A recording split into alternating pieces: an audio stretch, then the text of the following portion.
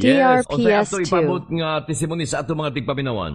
Pasalamat ko, Pastor, sa BG Max nga sa kaayo nga gihatag niya. Labi na sa akong papa po, Pastor, nga duha ka adlaw gikuha na mo dito sa Naawan kay dili pud siya kalakaw. Kay Oh. kanang wadan siya kusog. Pagkuha sa akong mama gipainom niya BG Max tulo ka buok. Tingala siya nga niliyok-liyok na DRPS2. siya kabarok. Oo. Dayon gipalitan ako siya BG Max pa sa atong niadtong maramag ni adto ko. Karon kaluoy sa Ginoo, naulian na gid sa pastor, makalakaw na siya, natingala na akong mama nga. Migawa siya sa CR ni adto na siya na naning kamot, nakalakaw siya. Pila siya kadlaw nga dili magkabagkod.